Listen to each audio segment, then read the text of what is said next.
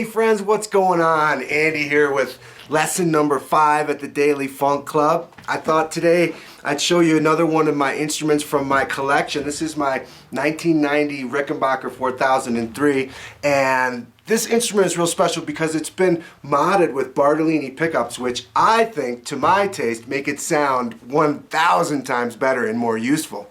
I take this on all kinds of gigs, and it has a big, full, round kind of a sound, not the traditional Rickenbacker sound that's a little more vintage and thinner sounding. This particular one, for me, with the active electronics, is much more useful.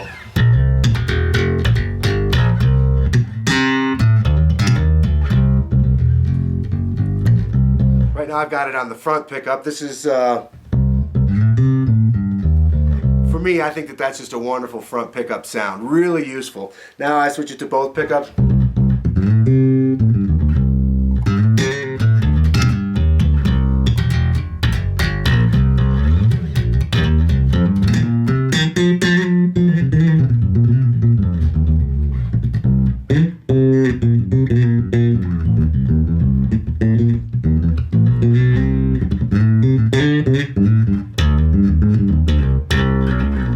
And just the back pickup.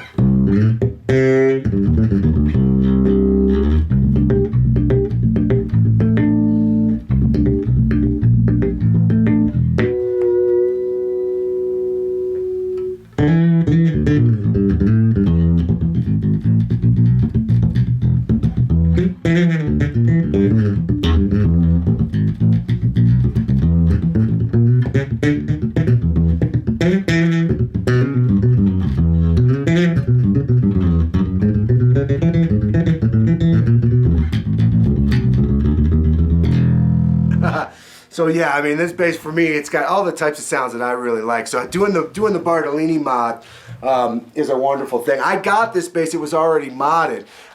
This bass was given to me as a gift from a pretty famous producer friend that I did a couple records at his studio. And I used to pick the bass up off the wall. It was hanging on the wall in the back of the studio, and I'd be sitting in there and we'd be mixing or whatever and tracking other parts, and I'd always pull this bass down off the wall. And one day he said, you know, you're the only person that ever pulls that bass off the wall. Like, tons of people have sat in this control room, but no one ever grabs that bass. And why do you grab it? I said, I love it, man. I love Rick's. And he goes, you know what? Just take it. Just take it home, because all it's doing is hanging there collecting dust. And that guy's name is Jeff Lord Alge, and his brothers are also quite famous. And the Lord Alge family is, in terms of the mixing, mastering kind of guys, they're the top ones. So this one came to me as a gift from Jeff Lord Alge. And it was already modded with the Bartolini pickups. And something that's extra interesting and cool about it is there's actually a pickup in the bridge where the mute used to be. There's a third pickup in there, okay? So I love the way it sounds. So if you have a RIC and you're looking to maybe think about doing some different stuff with it in terms of getting a little bit more variety of tone, a little bit more modern tone or whatever, I strongly, suggest putting in some different pickups. There's a lot of different options out there, and on this particular one it has the Bartolinis, and I love them. Okay, so now for the lesson portion of this video, what I wanted to show you about today is this thing I call the soul roll, and it goes like this. I was playing it in that beginning excerpt of music.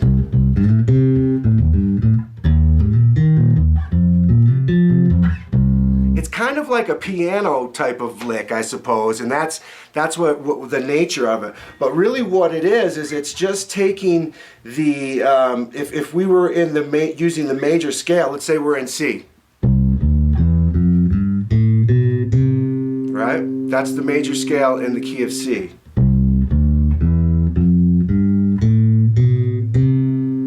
Key of C. C, D, E, F, G, A, B, C. All right, now the soul roll incorporates the 1, the 4, the 5, the 8, the 5, and the 1 again.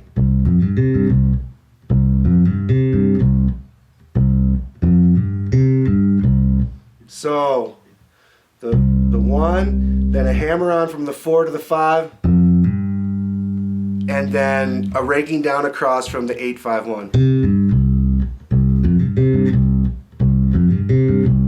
Okay? So the way that I use it in context, I used it on the E flat and on the F chords of this little chord progression that I'm doing, which starts on a C major. And that's just using like the C major pentatonic scale, which is going from the C to the A and to the octave. So that's like a 1, a 6, an octave, and a 6. And that little turn is just going to be A natural, E natural, G, and back to A natural. So the first little maneuver is. Now here comes the first sol roll on E flat. And then up a whole step to F. So those first three maneuvers are.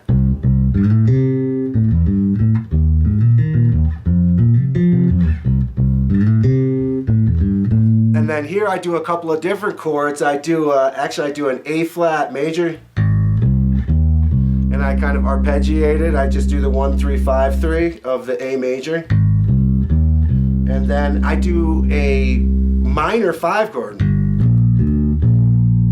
and back to the 1. So in this particular chord progression, I'm using a minor 5 chord. I'm using the G, B flat, D natural.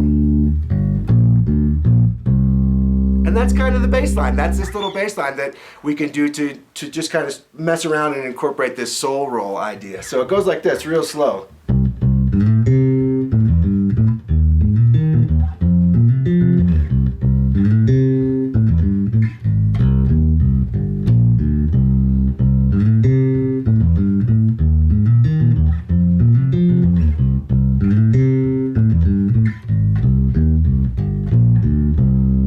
Got it? So that's just one example. Now this sol roll concept, you can do it anywhere.